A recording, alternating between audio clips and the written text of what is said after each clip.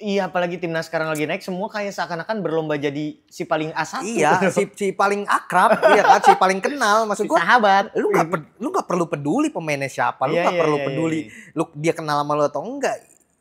Lu cuma cukup tahu dia menang kan begitu. Makanya somehow menjaga jarak, mengamati dari jarak yang cukup itu jauh lebih baik. Lah, menurut gua di atas kertas pemain kita bisa menang. Tapi untuk menang atau enggak melihat dari 5-1 kemarin, gua nggak mau ngomong kita pasti menang dan lain-lain lah. Tapi gue berharap bisa menang karena kita punya. Terlepas dari hasil menyakitkan ketika melawan Australia, Indonesia harus bersiap untuk menghadapi Bahrain yang akan tersaji di Gelora Bung Karno. Seperti apa formasi serta jalannya pertandingan? Kita bahas hanya di obrolan dua anak rental.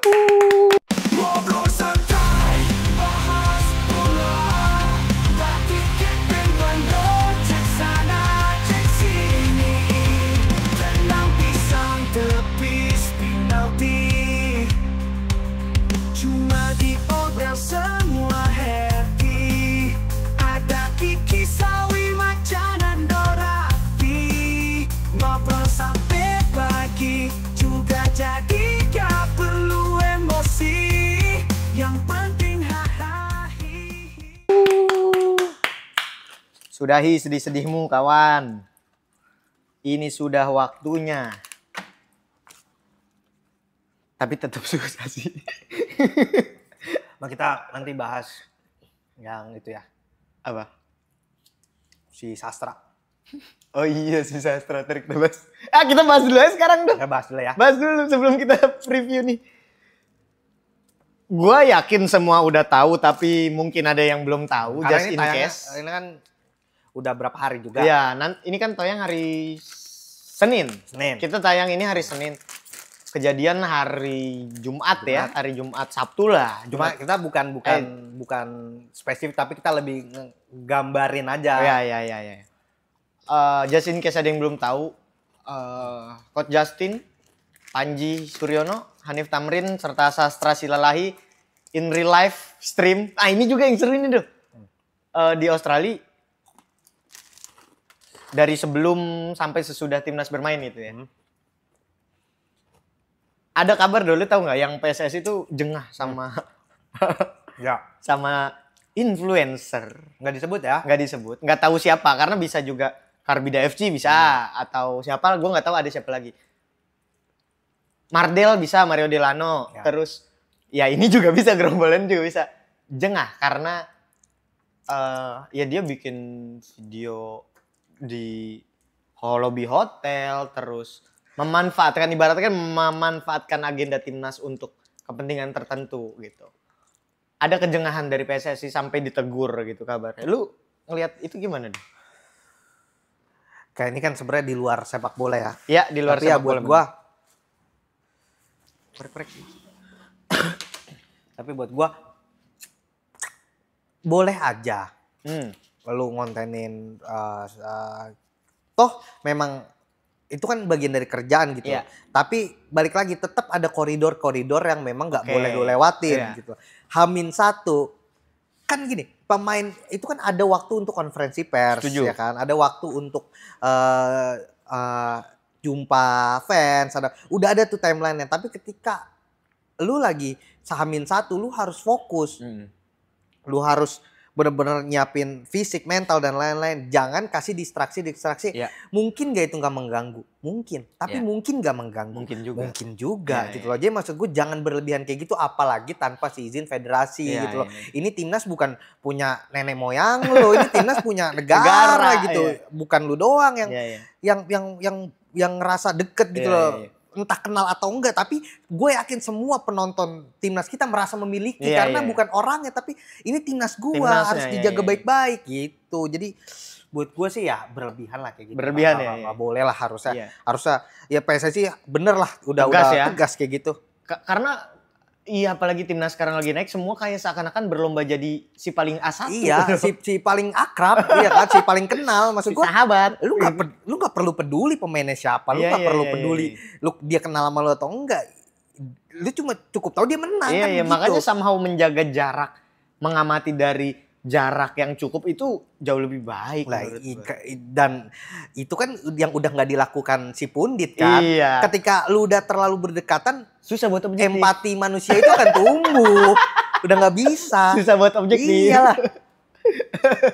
Kayak kenapa hakim, jaksa nggak boleh terlalu deket. Iya setuju. Itu kan Nggak boleh ada komunikasi nggak langsung. boleh ada komunikasi langsung, nggak boleh terlalu deket sama ya. pengacara sama. Karena itu menjaga marwah dan membatasi empati. Betul. Gitu kan. Sama halnya dengan Pundit, dengan pengamat musik, Iya, dengan iya. pengamat film. Ketika lu terlalu dekat. Karena kalau ini temen gue yang buat, udah Iya. nggak objektif loh. Iya bagus gitu. Iya kan, temen gue nih pasti bagus, nggak bisa. Apalagi satu kampung halaman. Iya. Oke kita. Jajah. Anjing. Tapi di kejadian itu juga masih di Gue kejadian ngomong itu. penjajah bukan ke pemain naturalisasi ya, tapi ke Ke siapa dong? Clifford dan jajarannya. Dia pun bukan orang Indonesia dia. Bukan, Kalau lu dia orang kalah lu Belanda. dijajah lagi. Dia orang anjing. Belanda dia. Udah dijajah 350 tahun dijajah lagi jadi pelatih bangsat. Tapi yang menarik dong, ada supporter yang protes kan di real live stream ini. Ya itu viral. Ini dong, kritis dong, ini dong. Jangan Belanda gitu ya. Iya. Terus kelihatan Coach Justin agak sedikit tenang, tapi Panji Suryono kayak Ya. tegas lah, kelihatan agak tegas. Terus setelah itu di mobil Panji Hanif Sastra ngomong si Sastra itu kayak kalah parla itu dia gini. Yang itu yang di Twitter itu ya yang Iya, yang apa? berseliweran. Yaitu emosi kali kalah Iya, parlay. kalah parlay, iya. Terus apa? Nggak bisa pulang gitu Iya, ya nggak ngomong bisa gitu pulang, kan. nggak ada tiket pulang. Ternyata dia bukan orang sembarangan. Ternyata maksudnya. dia pendiri sekolah gratis Iya. kan. Dan gini buat gua kalau lu ngomong dia buzzer tolol karena gini itu udah jelas itu dia kecewa, dia penonton timnas dengan Sintayong yang udah ngebawa kita sejauh ini terus dengan hasil 5-1 Clifford hasil kayak gini wajar marah. Gua rasa pun banyak yang mau ngelakuin hal itu cuma kebetulan diwakilin sama dia gitu loh. Dia punya waktu dan dia punya momentum ya disikat sama dia. Dan apalagi dia tinggal di Australia. Si siapa lupa gue namanya. Ya si yang ngomong itu. Dan dia menunggu momen berapa lama rentetan timnas bermain bagus nih di bawah Sintayong. Baru main di Australia ini dari kapan dia dapat momen itu tapi pelatihnya Patrick Kluivert dan hasilnya gini. Gimana gak kecewa gitu loh. Maksudnya biasa nonton di TV anjing bagus. Kalau dia ke Australia gue nonton gitu pasti kan. Bangga gitu ya. Iya. Ngerti lah maksud gue kita ngerti kekecewaannya paham gitu. Paham banget. Dan sangat amat normal dan boleh banget dilakukan. Boleh banget gitu loh. Dengan gini, namanya lu influencer, namanya lu punya statement dan didengar oleh banyak kuping. Betul. Lu nggak bisa melepaskan diri lu dari pandangan dan statement orang lain gitu loh. Jadi ketika dia mengkritik si Coach Justin dan kawan-kawannya, karena dia nonton berarti kan Coach Justin kan dia tahu nih, oh nggak bener nih dan ternyata nggak bener. Poin pertamanya adalah dia penonton pasti ya. Benar. Dan ternyata dia sadar yang diomongin si Coach Justin nggak benar gitu. Kalau kalah semua juga nggak pengen kalah. Tapi kan dengan support yang bilang Sintayong dari support Sintayong harus dibikinin patung tiba-tiba jadi gini, ya wajar dong dia marah gitu loh. Iya lagi benar. Itu case pertamanya. Case keduanya si Sastra dan Hanif, kalau lu emang gak suka sama dia, konfrontasi langsung dong. Jangan pas udah di mobil. Jangan pas di mobil, lu bilang dia main parlay, lu bilang dia gak bisa pulang. Sekarang ini dia beli tiket pakai duit dia, pakai duit kerja dia, lu pakai sponsor, pakai deodoran, ya kan? Maksud gua, lu nggak bisa menjudge orang kayak gitu. Jangan gara-gara followers tuh lebih banyak sedikit daripada dia, lu bisa semena-mena gitu. Maksud gua, attitude bro gitu loh. Bener. Ada aja influencer tanggung ini. Iya, maksud gue influencer tanggung ya akhirnya begini gitu loh. Gaya-gaya ngomong main parlay segala macam. Kalau buat Sastra tuh sama si Hanif, lu siapa bangsat? Iya. Lu tuh siapa? Lu cuma terkenal lebih terkenal daripada dia doang gitu. Tapi bukan berarti lu jadi something di kalangan orang luar, enggak juga. Omongan lu lebih bener tentang sepak bola enggak juga gitu. Jadi maksud gue kalau emang lu gak suka sama statementnya, kasih argumen lu gitu loh. Ya ngomong apa? Enggak begini, enggak begitu ya. Kan enggak harus jadi binatang untuk pukul-pukulan gitu loh. Betul. Ini kan adu argumen. Ya kan? Tapi kalau lu ngotot ya dia juga bisa ngotot gitu. Tapi apalagi lu ngomongin di belakang kan cemen lu. Nggak gentle ya, Iya, nggak gentle. dibilang mental TikTok ya bener, orang lu gede di TikTok. Jadi orang bener mental TikTok ya lu aminin aja udah. Iya. Anyway, terlepas dari segala huru-hara di sisa pertandingan Australia kemarin, kita bikin malu gitu. Iya, bikin malu memang, bikin malu. Iya, terbukti sekarang nggak ada yang support sih, dimusuhin netizen. Iya lah, lu kayak gitu masalahnya lu attitude lah, itu udah permasalahan, udah manner kan kayak gitu. Iya. Kita kembali fokus lah ke teknis di lapangan. Indonesia kan menghadapi Bahrain di tanggal 25 hari Selasa ya, hari Selasa. Dan ini jadi hidup mati part 2-nya Kluivert. Ini kalau nggak kalah kita nggak lolos sudah. Kalau kalah nggak lolos ya. Ya bisa, tapi omong kosong lah kita menang lawan Jepang. Iya lagi. Tinggal Cina dan Bahrain yang kita harus menang ya. Iya. Dan kita 12 poin punya di situ. Pendekatan seperti apa yang harus dilakukan Kluivert tuh buat lawan Bahrain? Yang jelas Kluivert dengan super timnya itu yang 6 orang tuh ya, evaluasi. Starting lineup, minta maaf gak sih sama squad tuh harusnya dia? Maaf ya, kami ngasih formasi gini ya harusnya lebih minta maaf ke Sintayong sih. Maaf ya pas tawarin gue mau. Ya. Jadi ngerusak ekspektasi warga. Iya, lu bayangin kalau Sintayong dengan oleh Romani gitu ya. Iya. Itu something different. Iyalah pasti ekspektasi, pasti harapan tuh berbeda itu. Tapi ya oke lah, life must go on gitu ya. Betul. Kita lawan Bahrain, starting lineup harus berubah, harus ada perombakan. Menurut gua Nathan cabut enggak dulu. Mes enggak, Rizky Ridho di sana. Ya, Dean James enggak. Biarin Verdong kembali ke posisi naturalnya. Habitatnya dia di timnas lah ya. Kevin Dix masih kita pertahanin. Terus gue berharap sih ya Ragnar balik ya. Eliano main, Oleh main di depan. Ya? Terus di tengah ada Joy dikasih kesempatan, Ivar dikasih kesempatan, Marcelino kasih kesempatan. Siapa tahu bisa jadi pembeda lagi. Gak perlu banyak pegang bola tapi 1-2 peluang terbukti lah dia bisa cetak gol, punya insting gol, udah membuktikan. Jadi buat gua harus lebih mawas diri gitu. Mawas diri kayak kapasitas kita cuma segini gitu. Iya. Kapasitas pemain kita bukan yang harus kuasain bola 90%, nggak perlu. Sabar, tunggu Bahrain bikin kesalahan. Betul. Sikat di konversi di situ.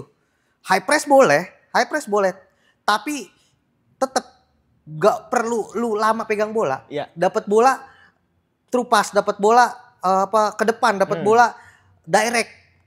Sikat aja udah. Sikat aja kayak gitu. Pemain harus kerja keras. Gak bisa tuh kayak kemarin tuh. Bukan posisi gua.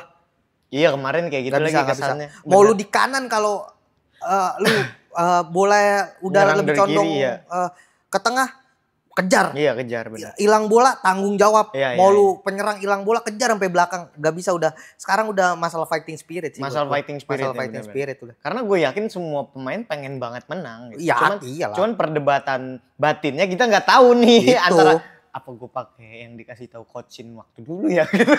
Kan bisa aja muncul gitu. Kan pertanyaan-pertanyaan kayak gitu kan. Ini kurang dan nih orang gitu. Kayaknya kita nggak bisa nih main kayak gini nih. Kita main yang pas lawan Arab aja, taktik lawan Arab. Iya. Dan gue yakin masih gres di ingatan mereka gitu. Iya, rasanya menang lawan Arab tuh pasti masih seger lah di kepala.